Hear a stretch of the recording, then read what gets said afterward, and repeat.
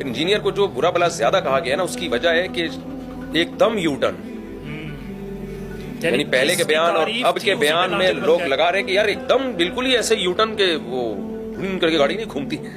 اور پھر مجھے افسوس اس پر ہے کہ بھائی یہی انجینئر کل صحابہ کو برا بلا کہہ رہا تھا، تابعین کو برا بلا کہہ رہا تھا، کسی بزرگ کو نہیں چھوڑا اس نے، تو بھی تو یہی ری ایکشن ہونا چاہیے تھا نا آپ کا.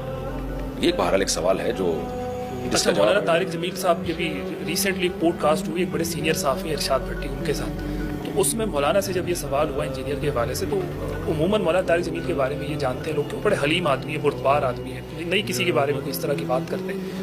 تو ان کے جو الفاظ ہیں وہ بھی سننے لائق ہیں. انہوں نے کہا کہ انتہائی جو صحابہ کے بارے میں، اہل بیت کے بارے میں، تابعین کے بارے میں، بزرگوں کے بارے میں جو ان کا رویہ ہے اس کو بہت سختی کے ساتھ کنڈیم کیا مولانا طارق جمیل نے. آپ کا کیا دیکھیں؟ مولانا طارق جمیل صاحب نے بالکل صحیح کہا ہے، اور حقیقت یہ ہے کہ اب یہ بات کھل گئی تو میں مولانا کی ایک اور بات عرض کر رہا ہوں. شروع میں جب مولانا انجینئر کو سنا تھا تو میری مولانا سے پرسنل ملاقات ہوئی. مولانا نے کہا کہ اس شخص نے امام ابو یوسف کے خلاف اس قدر غلیظ الفاظ استعمال کیے تو بہت افسوس ہو رہا تھا مولانا کو. یہ ان دنوں کی بات ہے جب مولانا نے اس کو بلا کے چائے وائے پلائی اور بڑا اکرام کیا.